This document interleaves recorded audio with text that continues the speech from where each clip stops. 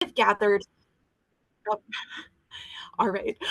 We have gathered three phenomenal panelists who will be sharing their rich and diverse experiences with innovating, supporting, developing, and commercializing biomaterials and medical products. We have Elaine Duncan, the president of Paladin Medical, Dan Mizuko, the president and CEO of ZSX Medical, and Brad Day, the medical simulation product manager at Luna Labs. So a little bit about the logistics of today's session. We'll start with the introductions of our panelists, and then we'll launch into a Q&A. So I really encourage you, the audience, to start thinking of any questions you'd like to ask the panelists, as we hope and really want to encourage audience participation today. You can ask your questions directly in the chat, where our moderator, Lauren Costello, will collect and share them with our panel. To that end, we are also having Shayna put a poll in the chat so we can better understand who our audience is. Are you a student? Are you a principal investigator? Are you in industry, academia, etc.? Just so we understand who we're chatting with today. And now to our panelists. I'll begin by introducing Elaine Duncan, the founder and president of Paladin Medical. She is a certified regulatory affairs professional with a master's degree in engineering, both mechanical and biomedical. Elaine holds an appointment as an adjunct professor of biomedical engineering in the F. Joseph Holcomb III MD Department of Biomedical Engineering at the University of Kentucky. Elaine, I'm going to hand it over to you to provide a little bit more of a deep introduction of who you are, your background, and what you're here to share with us today. Thank you. And it's really a joy to be here. I started with the Society for Biomaterials, even when I was at 3M Company in the 70s, because I had been assigned to a project using a biomaterial, at the time silicone, and I needed to know more about it. So my first meeting was at one of the Clemson sessions, and I was hooked ever since. Paladin Medical has been in the business since 1987 as a consulting firm. And we've worked with many varieties of biomaterials and medical devices. I want to talk to you briefly on the topic of commercializing a new biomaterial. You may have a new one, or you may be trying to modify an existing material or modify an existing biomaterial. And that raises an interesting question. What is the difference really?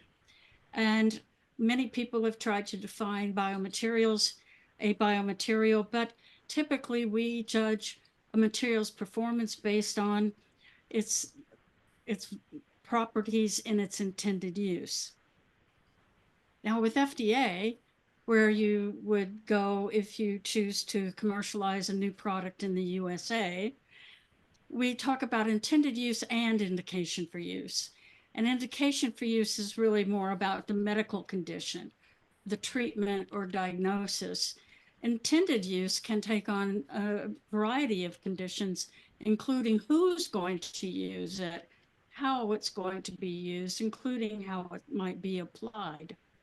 Which brings up an interesting issue sometimes for coatings or surface treatments.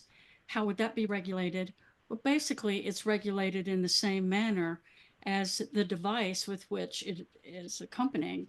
And what we find then is sometimes a coating or surface modification may be cleared for FDA for one application, but it may require additional testing and qualification for an additional application.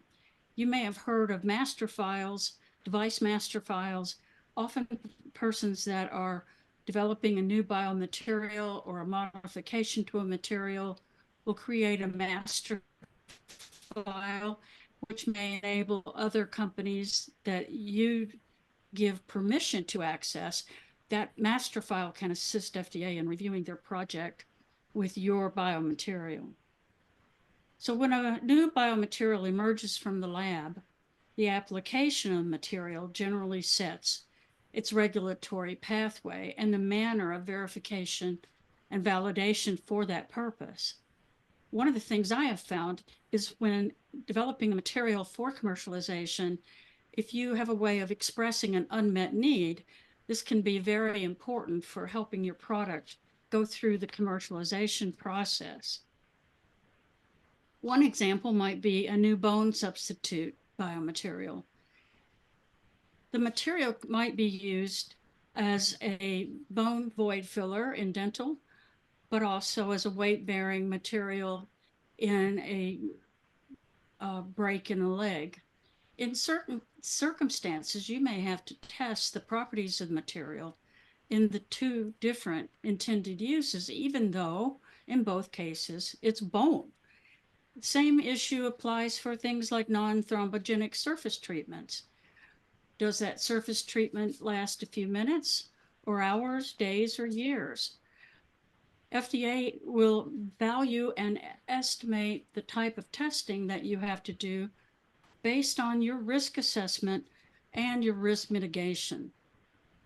Basically, having a material that might function better in one aspect of performance, but which introduces a new risk, such as a contraindication with a particular drug used in therapy, could be less desirable for commercialization, even though the research you do may identify novel features or functions. So, as a general rule of thumb in the USA, the more different the risks associated with a new or modified biomaterial, the greater the costs and time to that commercialization. Many new developers may not realize that the discipline required for regulatory authorization is also a valuable skill for assuring the new biomaterial is ready for commercialization. I hope that gives you kind of an overview and a good intro into our other speakers. Wonderful. Well, thank you so much, Elaine. And you have such a rich history with biomaterials, with SFB, as well as the BMPC. So, really, really grateful to have you here and to be able to speak to some of those real life challenges that people, businesses, startups will face as they're navigating this pathway, and particularly as it relates to challenges with biomaterials and the exciting things we can do with them, but also the way we have to responsibly position them from a regulatory perspective. So next, I am pleased to introduce Dr. Dan Mizuko. He has been in the medical device industry for 20 plus years. Dr. Mizuko is currently the president and CEO of ZSX Medical, a small medical device company developing novel implants for surgical closure. Dr. Mizuko is also a visiting lecturer at the Rowan Virtua School of Translational Biomedical Engineering and Sciences, where he teaches regulatory affairs and biomechanics. Prior to joining ZSX Medical, Dr. Mizuko directed manufacturing, preclinical, clinical, and regulatory development at Acumen Biopharmaceuticals, a Japanese ophthalmic biotechnology startup. Dr. Mizuko earned a doctorate in medical and mechanical engineering from Harvard Medical School and the Massachusetts Institute of Technology in the Division of Health Sciences and Technology. Dan, I'll hand it over to you.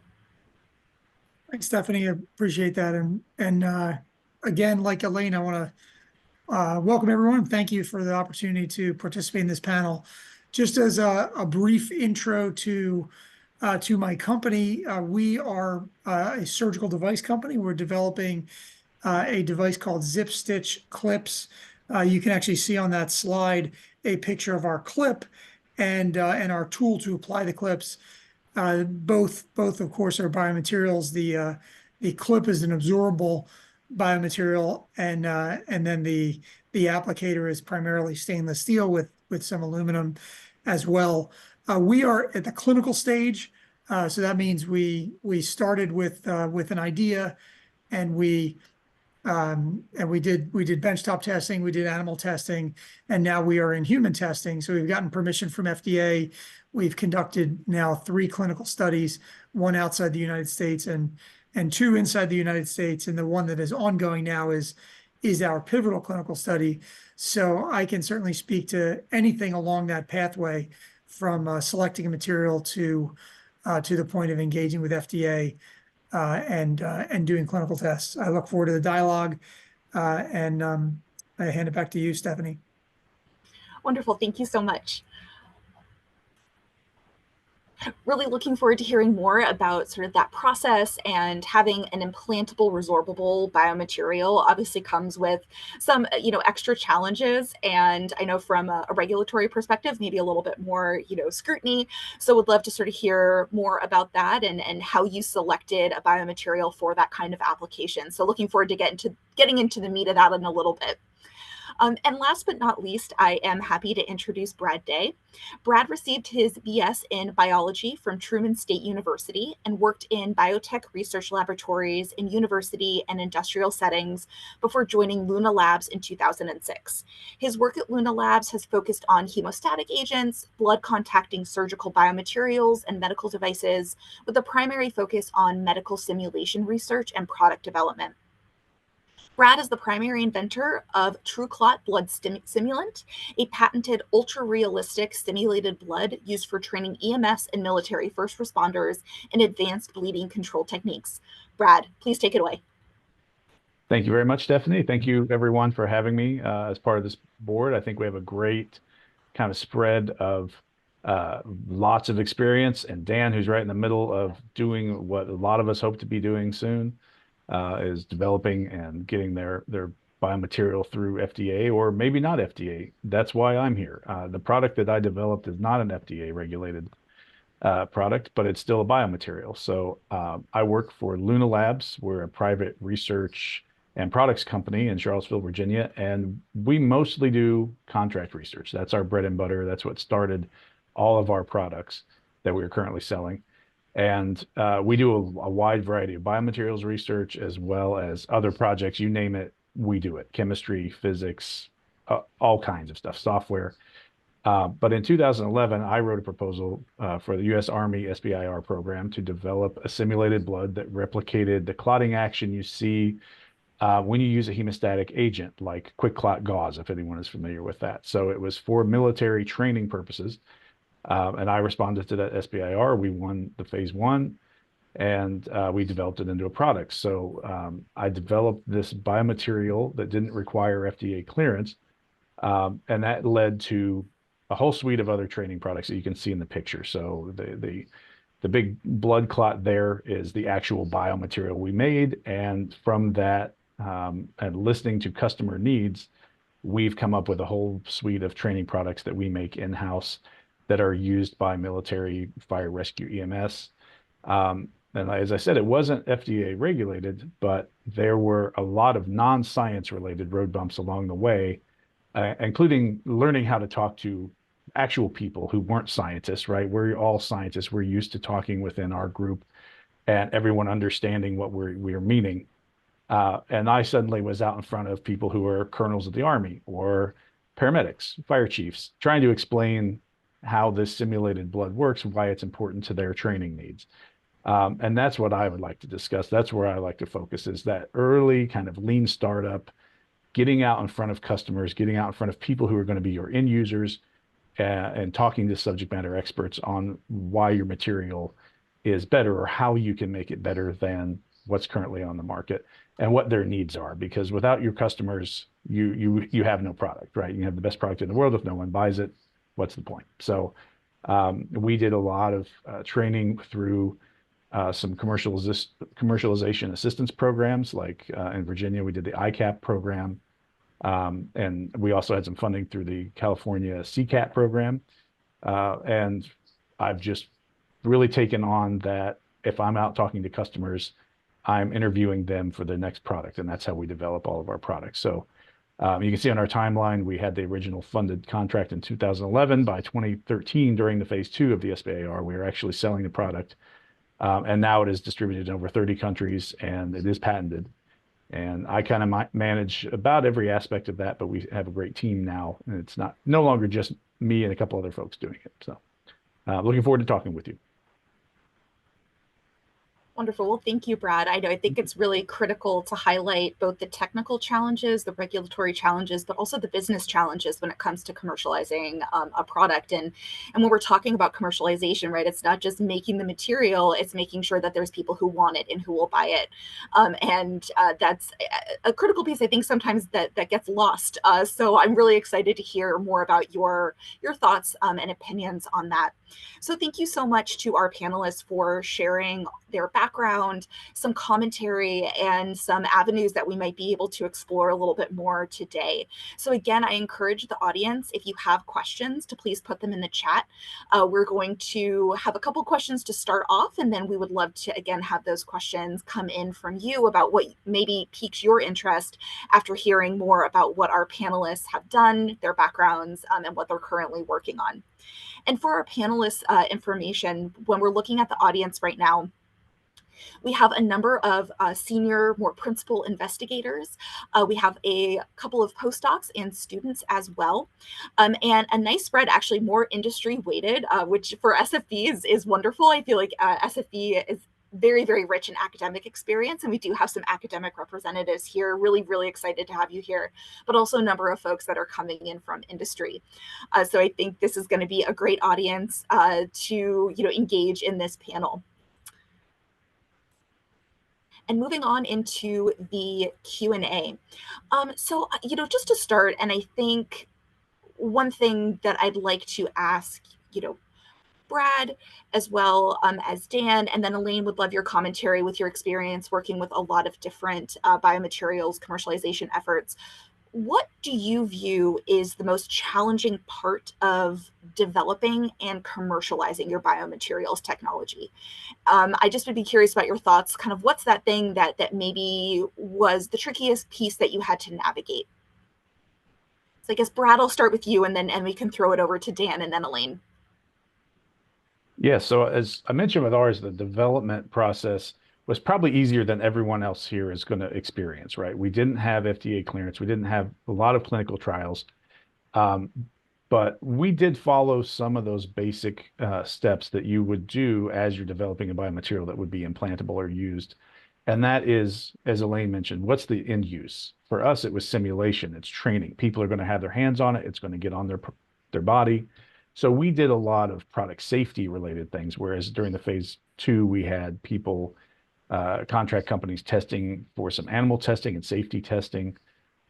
So that's about as far as it went for development and making it as being difficult, right? There was always just making the formulation, making it look right. It was very qualitative and not as quantitative. The hardest part for me for development was just taking it from that research scale and scaling it up to something where we're selling thousands of gallons or thousands of units of this once demand was developed. And honestly, I was still doing research at that point on other projects. So trying to do all that while doing a project or a commercialization project was very difficult. And we just ran out of space, honestly. We were still working on a benchtop in the laboratory for a lot of this and selling products that we made in the laboratory before we ever had a production facility.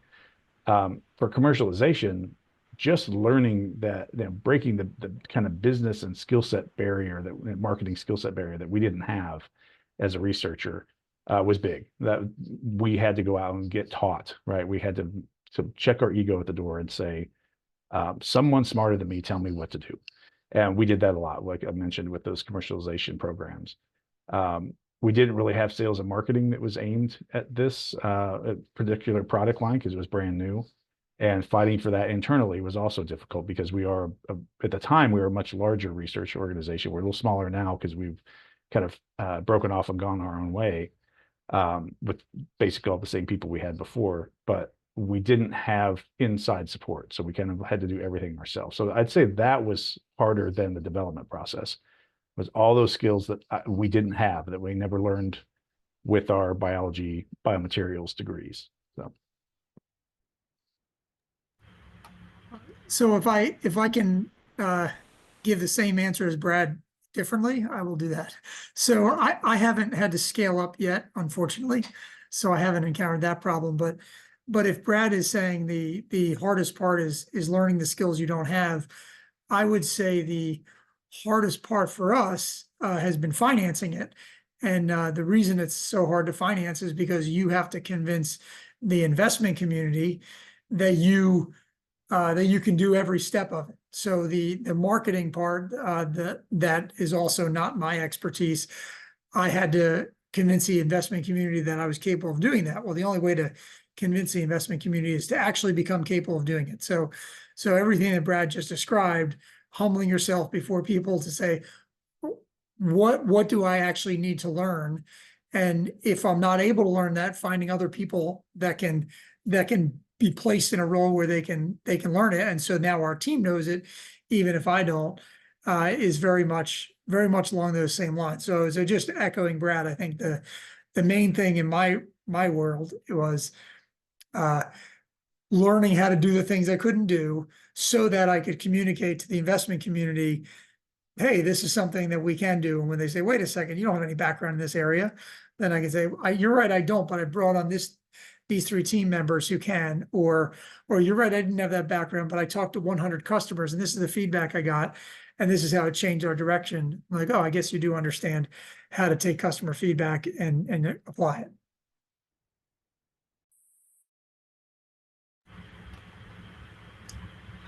Absolutely. I think again that can sometimes be a gap. It's all of those like I think Brad said that you can have the best idea in the world, but if you don't have someone who's willing to pay for it or buy it, it's really challenging to have it make the impact that you know it can. And building in those skill sets, particularly coming from the technical background, can be really challenging. And figuring out you don't know what you don't know. um, and that's definitely one of those things that until you're on the journey, sometimes it's difficult to have the foresight of, oh, maybe we needed to have some more marketing expertise, and well, now we need it, so you got to figure out how to get it. Um, so Well, fantastic. Stephanie, you took the word right out of my mouth. My most concerning area, the hardest, is dealing with uncertainty. And the irony is, we're often working with experts who know the most or as much as anybody in the world on what they know the best. What they may not know is what will often set them back. And so, one of the hardest things to deal with is if you get tossed back from FDA. Now, that could be at any level. That could be they don't like your animal study, they don't like your clinical protocol design, they think you didn't include enough a variety of different peoples. Um, and so I get asked often about should we do a pre-sub?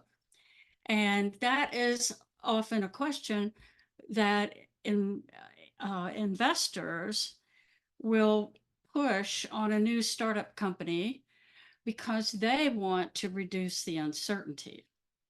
And what I found through the years is that most of the issues we can deal with, and the uncertainty is usually more about how big is the uncertainty. Do we have to go back and retest, or is it a matter of explaining better, um, or bringing in another expert who may have a different opinion? Since a lot of us work with materials and we're material scientists, we can often get caught up in forgetting that the person that's going to be using the product might be a surgeon.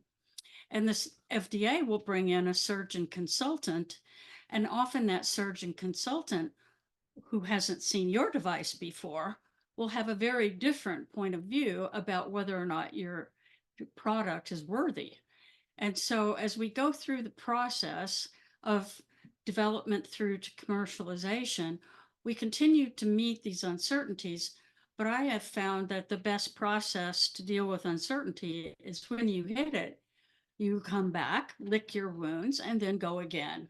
And I haven't really found too often that as long as the client is willing to go back again, answer the questions, and deal with the issue, that they fail to get the product on the market. But that might include tuning down some of their expectations for claims, repeating a test, or bringing in, as you say, additional consultants who may know the territory, how to sell it, how to market it, and how to deal with problems when new users start to use your product and they don't follow instructions.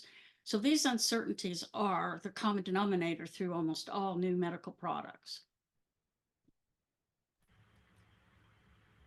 It's so true. And I think it's interesting that as scientists and engineers, we're often taught to deal with uncertainty from a technical perspective. You're usually answering really big questions that are somewhat nebulous and you're drilling down.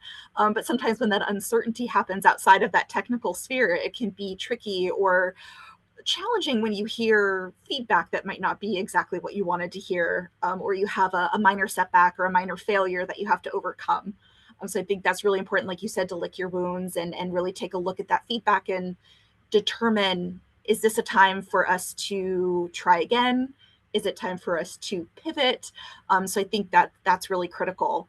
And something else that I heard you all say was about finding the unmet need in the market that your technology is addressing. And not just that, how your technology will be used and the pitfalls sometimes of using the technology. So I was just curious if you could each speak to how you found unmet needs, where a biomaterial solution could fit, and then how you went about addressing that, and then validating that your solution was actually meeting what the customers needed.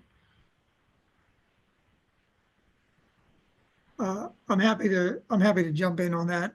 Now, it looked like it was mostly an industrial audience, so presumably there's sort of kind of more keenly aware of this than an academic audience would be, in that you're not when you're developing a product that the idea is to sell it to people, it's not about finding the most interesting question or the most complicated idea or the neatest technology.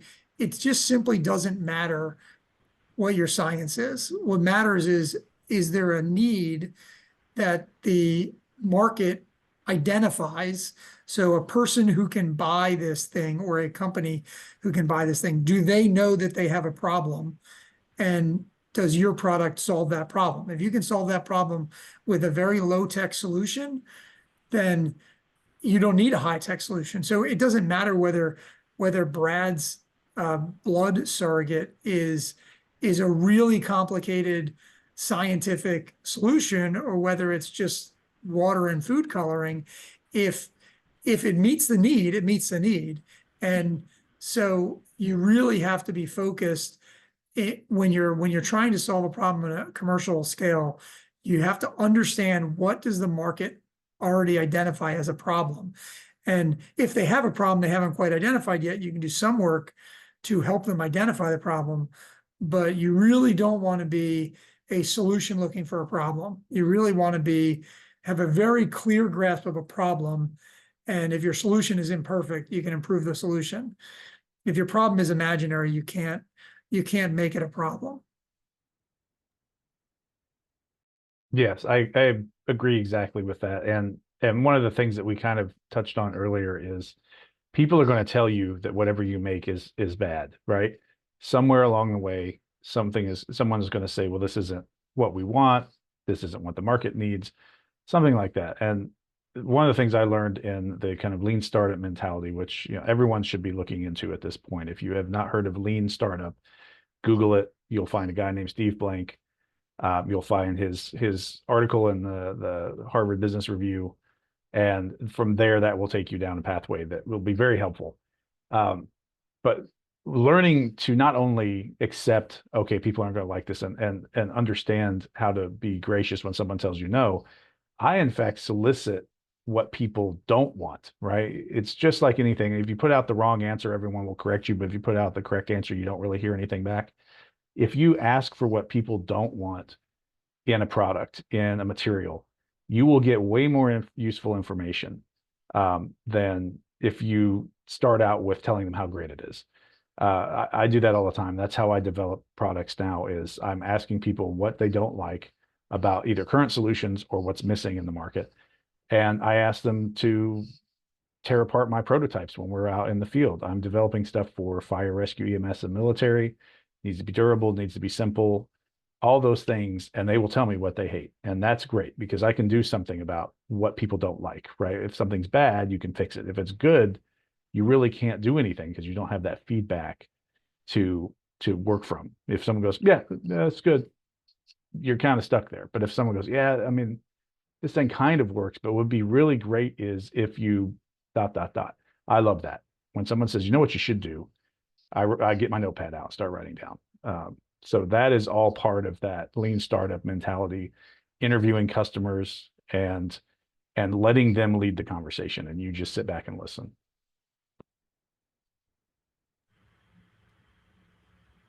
I love that. It's a way to turn feedback on its head. And instead of asking what's right, you ask what's wrong. And like you said, people are very willing to dig into that, particularly if you set up the conversation like that. That's a fun way to maybe approach it and to be able to take that feedback as it is. And like you said, tear this apart because then I can make it better. And I guess just curious, and I'll ask one more question, and then I've seen that there's a couple that have popped into the chat, so want to have some space for that as well.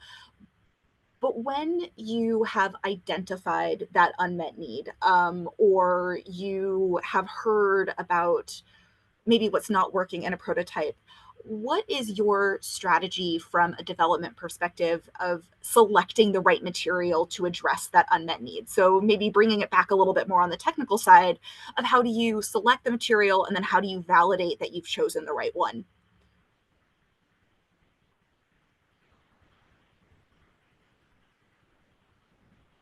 I guess. Jump in first, I guess. Oh yeah, go for it. Sorry. So I think this actually goes a little bit back to Elaine's introduction, which is that it really has to be driven by what is your intended use. And if I use that term more broadly than just the medical sense, Brad's product, which is not regulated by FDA, has an intended use.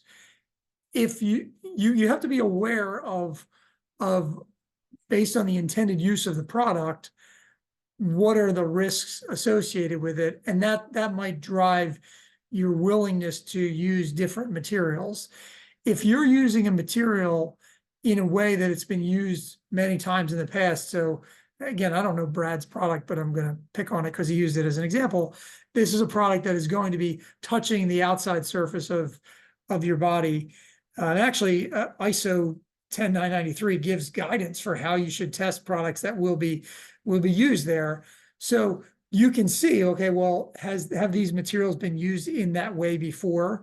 Or is this a totally new thing? Well, you might be a little bit reluctant to do something totally new because there's a risk there. You don't know, is this going to cause an inflammatory reaction? Or is this going to cause, my skin to turn purple or whatever? For me, using something inside the body, it's a really big concern because there are a lot of tests that have to be done, and a lot of those tests can go badly. And so I may have a great new glue that closes a wound, but that cyanoacrylate that seemed to work really well in the skin in Dermabond all of a sudden causes problems inside the body. It's a toxin. So I think you do want to be driven by what is my intended use? What am I using this for? And then based on that, then you're going to ask yourself, how much risk am I willing to tolerate? It might be that you've got the coolest new biomaterial, and you think this material can reach billions and billions of dollars of annual revenue. And so you may say, you know what, it's worthwhile to go through all that testing, but you want to have a lot of confidence that those tests are going to go well before you go down that route. I'll throw in a comment, Stephanie, if you have the time. Of course. I think one of the things that I urge folks to do is get a small piece of paper and a large crayon or marker and make a short list. And we get too technical sometimes. Here's a word: durability. My material has to be durable. Okay, as soon as I said that, what started coming to mind is, how long does it have to be durable? What kind of stresses are going to be on it? Is there flexure? Is there compression? So I can take the simple word and then start backing out through engineering and start to define some properties. But I first start with that basic property. It had to be durable. And I think sometimes we get so caught up chasing finesse that we forget some of those basic properties that we want out of a material. And as Dan said, it's got to be biocompatible in its intended use. So are you actually going to go and buy your material from the same company that sells their material to a tire manufacturer? Probably not. So we start looking at who's advertising in our field, what's the cast number, start to look at comparative analysis for different products. And I think sometimes if we can start using some of those terms that the user would use, such as durable, it's got to be durable. And we start looking at it from these basic properties and then start working on how do we fulfill that in our intended use. Yeah, I think Elaine brings up a good point with using durable as an example.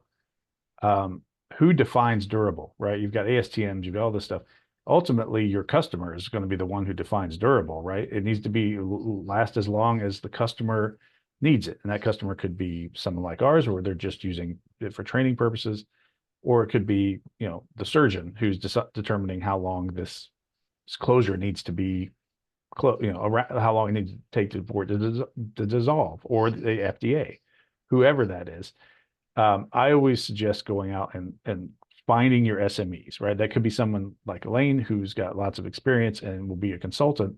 For us, it was kind of embedding ourselves with the EMS community because they were the ones using this product. And ultimately, a lot of our what we call pivots in this lean startup world, right, is you think you have a pathway that here's how they're going to use it, and then it gets to the end user and they go, yeah, no one does that. That might be what they asked for in the SBIR, but in reality, no one does that in the real world. So you need to make a quick change and pivot. And that's all based on the feedback of the people who are actually using it, right? Those hands-on folks. And they're the ones that are going to determine a lot of your path, especially if you're already through a pathway and have been rejected or you need to make that change. I would always recommend finding someone, whoever they are, whether it's an end user, whether it's someone who's an expert in the FDA or expert in that biomaterial, and find out what other options you have, because you're going to be so in that material, and your mind is going to be so in that material that's going to be hard to make those changes, or at least have that external view to make the changes, right? And listen, be humble.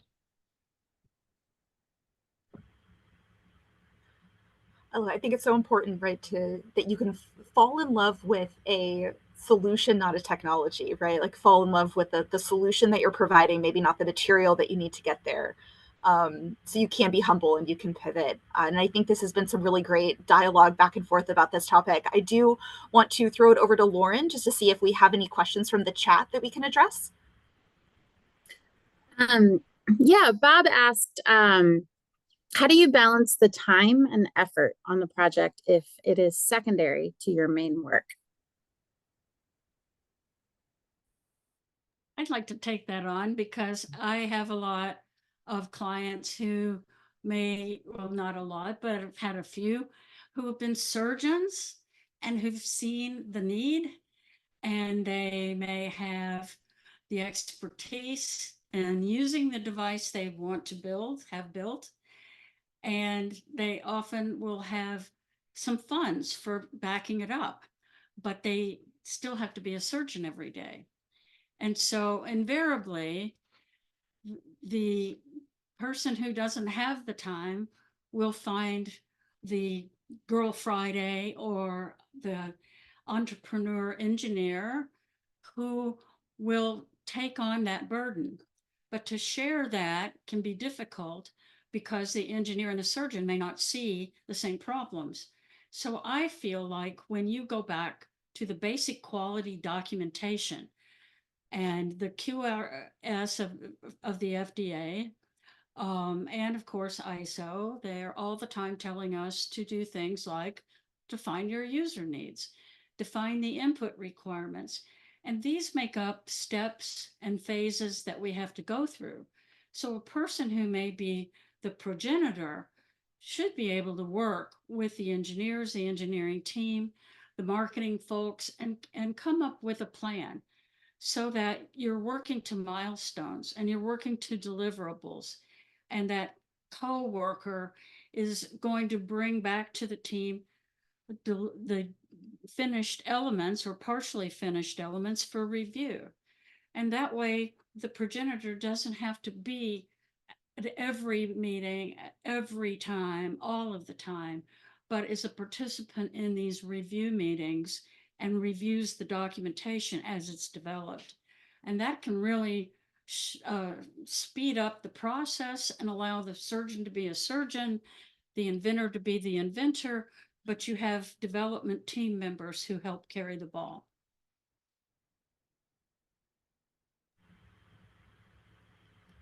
Definitely takes a village.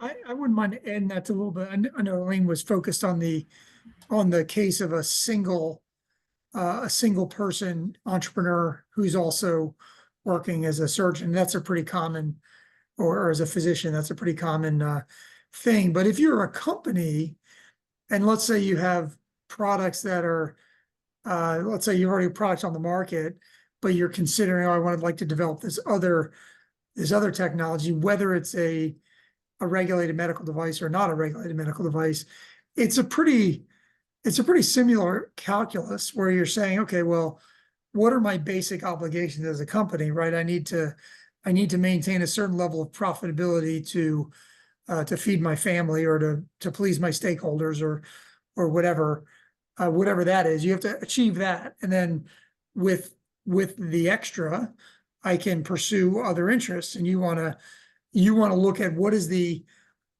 current value of that idea, right? It's going to have some potential value based on market opportunity and based on not just the financial market opportunity, but if your product is saving lives, if it's improving healthcare, there's another value there that's not quite captured by the financial opportunity. And you want to look at that, and then you want to discount it by the risk. It's obviously not easy to quantify that discount, but you can imagine that if it's just an idea on a napkin, the discount is pretty substantial. And if it's in clinical testing now, the discount is less substantial. But I think you early on, you want to consider, it's more a question of like, how much do I really want to do this? And how much am I willing to take a flyer on something?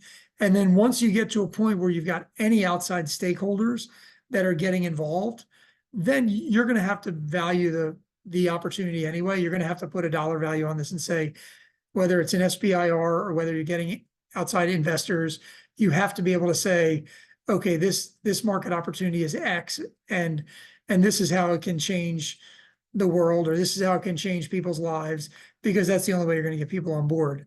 So once you actually have a value established on it, then it can be a bit more of a scientific process where you're like, all right, well, if I keep selling widgets, I'm going to make X dollars, and I'm going to achieve this much happiness because my product is making people's lives better. And if I pursue this other opportunity, I have an X% chance of making this other amount of money and of changing these other lives in a good way. And so you really have to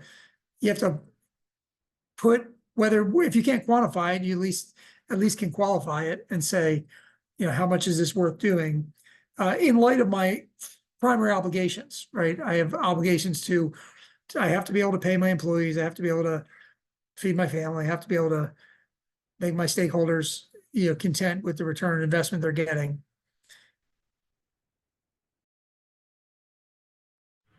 Yeah, I would add, so I'm a lab rat, right? I've always worked in research science or some kind of clinical lab. I've never been in the founder position that Dan is in. I've been the main stakeholder and the product kind of expert for the product that I work on, but it started out as a lab science research project. And once we got to the point where, okay, we think people are actually going to buy this, and we've got some buy-in from people above, If you're working in a situation where you're in charge of multiple research projects in industry, right? It happens all the time. How do you start putting your focus on something that could actually be the product?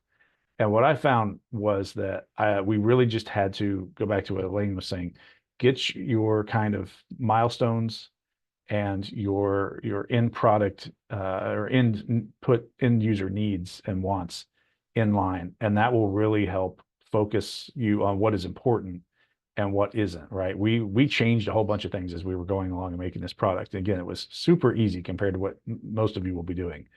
But that doesn't mean we didn't just have an overwhelming amount of ideas. Well, maybe this will work. Well, maybe this will work. Maybe this will work.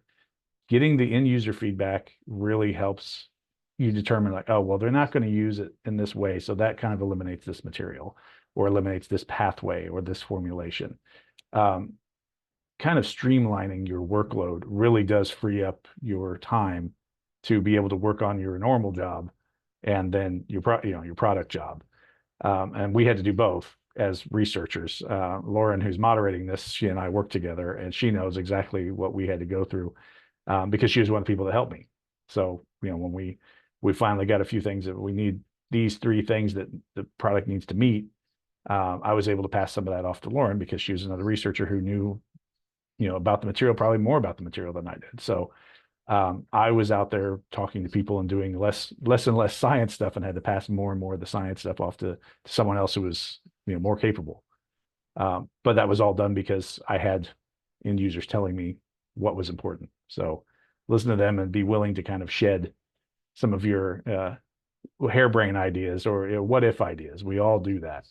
Well, we could maybe do this, we could maybe do this, and we could maybe do this, and have 5 different possible uses or 5 different pathways to approach it. And once you start chopping those down, your time does come back to you a little bit.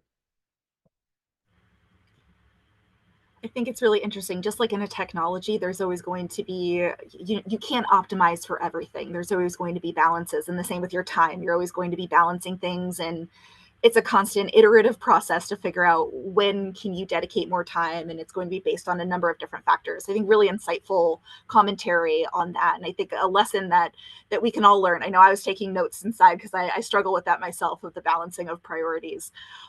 So we did have another question in the chat. So Lauren, I'll throw it back to you. Yeah, thanks. So I wanted to say first, Larry highlighted Elaine's point that she made early on, that the FDA approves devices, not materials. And so this does mean that you kind of need to define the application of the biomaterial that you're working on, and kind of tying this in with some things that Dan has said about like fundraising being a big part of the commercial transition. Kind of how do you incorporate market needs and how do you value your technology into the decision making when you're kind of picking that indication and that product purpose?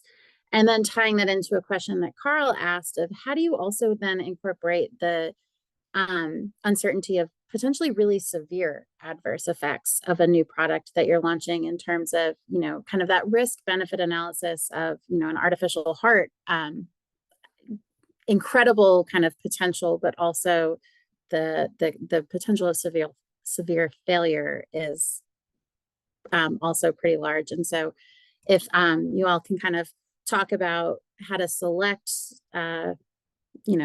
what type of product you're developing, and identifying the value of the market, and then kind of that risk benefit analysis associated with success and potential failure.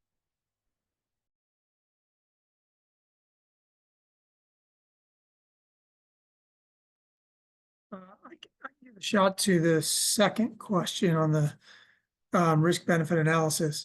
So typically when you're looking at a new product that is sort of inherently associated with high risk, you are going to be testing it in environments in which that risk is acceptable.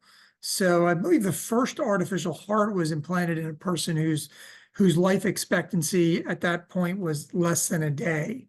And so I think I even remember hearing him speak afterwards. He wound up living for about a month. And he was grateful to be able to participate in medical research and be able to have a product in him that might help other people more in someday.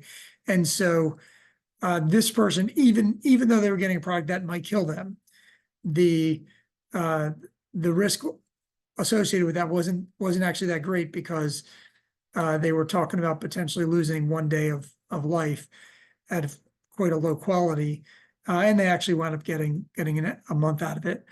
And so and that actually happens across the board. Actually, the first C-section, I think, was a woman who was gored by an ox, and she was 9 months pregnant, and she uh,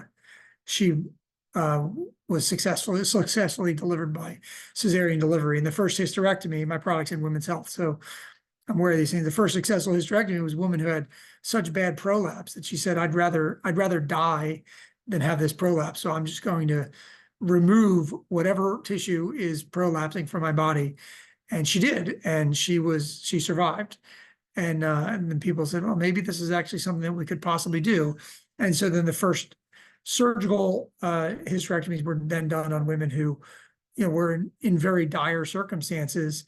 And so until they understood the risk, they focused on those cases. So when you're looking at a device that has really high risk, then you're going to focus on places where either the patients don't have that much to lose, or the reward, the benefit associated with a positive outcome is really good. I know someone just introduced the question of, oh, what about these first dialysis cases? Well, I'm not familiar with Dr. Kolf, but if Dr. Kolf did the first kidney dialysis, well, the first kidney dialysis, those patients were in a really bad situation.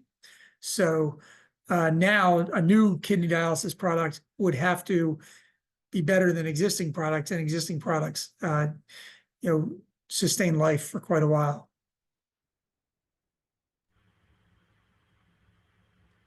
Great. It's all about that balance and what kind of problems are you trying to solve. And I think Elaine spoke about it earlier about mitigating risk as much as you can. You can't mitigate it all. There's always going to be unknowns, but doing the best and most responsible development work is critical. And I think understanding where those boundaries are. So it's hard to believe, but we are actually running tight on time. This has just been such an engaging conversation. What I'd love to do, we did have a question in the chat asking, what are the top challenges, in your opinion, to bring a medical device through the FDA approval process through to market? So I would just love each of you, Elaine, Dan, and Brad, to just comment on that, and maybe any other kind of quick, nugget that you want to leave the audience with. So we'll go through, and then I'll do the wrap up. But we're almost at the top of the hour. So Elaine, I might start with you of the top challenges. Thank you. And I may have to cut out before the end. My top 3 challenges are the client being too eager to talk to FDA before they know what they are talking about. That's the number 1 challenge, because what that sets up is, instead of being the expert going to FDA, they hand over the reins to the product development. And now FDA is going to try to develop the product for you. I think the second most concerning area is where FDA has an undisclosed bias. They're already talking amongst themselves. You file and you do not know about this bias that requires more testing. A good case in point was the devices that were CPAP, where the filters started to disintegrate and they killed people. But now, as a result, any device that has a filter in the airflow path must be tested to an ISO standard that was not even recognized by FDA on their chart when we made the filing. So those sorts of surprises can't be helped, really. And I think the third issue is not being prepared to understand the big picture of the regulatory environment. And that kind of goes back to number 2. When FDA has already encountered a problem, when FDA is dealing with issues, in that particular area, and you come in and plop down in the middle of it without being sensitive to FDA's perception of risk, you can really make a blunder. And so I urge people, even if you think your product's a PMA and has to have full approval, to go out and find out what other people are using first. And this kind of falls to what Brad was talking about. What are they using? What are they making do with? And are there problems? Read the mod reports, find out whose products have been recalled and for why, and do that homework out there so that you're not walking into a moving fan blade. So I'll stop there. Thank you. Thank you, Elaine. I guess, Dan, your thoughts, and then we'll end with Brad. Sure. I think I'll just give one answer here, that the biggest challenge is the thing you don't know about. So, you got a plan, everybody has a plan until they get punched in the face, and you don't know where that punch is coming from. So, you have a plan, start doing it, and be ready to change the plan when you need to. And maybe just one last thing I would add. I know this was a real short conversation. If anybody has follow-up that they'd want to talk more, I'll be happy to give more feedback. I answer specific questions. I imagine you guys can get my contact info through Stephanie and others. I'd be happy to, continue the dialogue. Yeah, and I'm not even going to pretend that I know anything about getting anything through the FDA.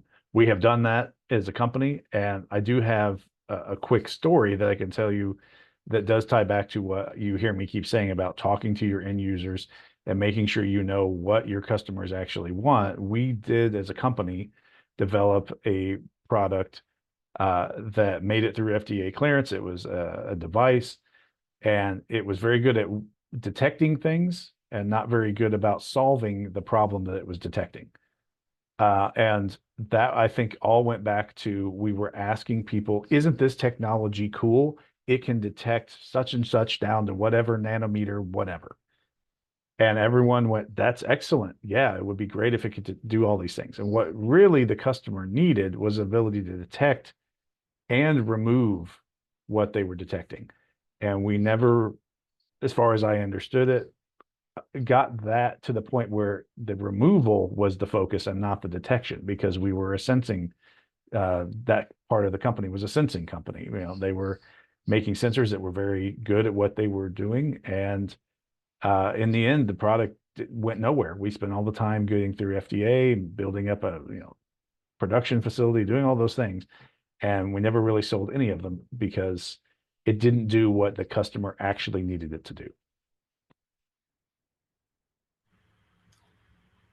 Fantastic advice to end on, right? When you're talking about commercialization, it's always about what the product is doing and who it is solving the problem for. So thank you all so much for the fantastic discussion, and thank you to the audience for your questions and engagement. I think today has been full of a tremendous amount of learning about the challenges of commercializing biomaterials and medical products, but it's also hopefully encouraged and inspired this audience to take on this valuable challenge. And I know we have some veterans in the audience as well, who hopefully heard some of the lessons that they've learned along the way as well. We here at SFB are the present and future of biomaterials, and we have the opportunity to make incredible advancements that truly and profoundly impact our communities. And these kind of lessons are so impactful and really set the membership of SFB up for success, and then hopefully the communities that we innovate in up for success as well.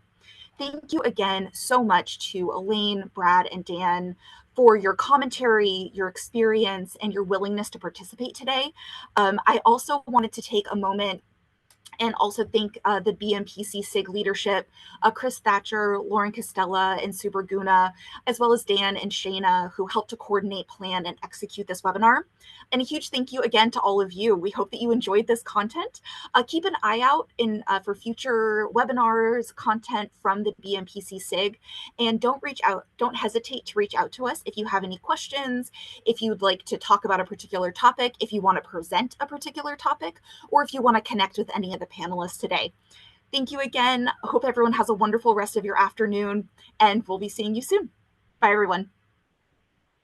Bye-bye. Thank you very much.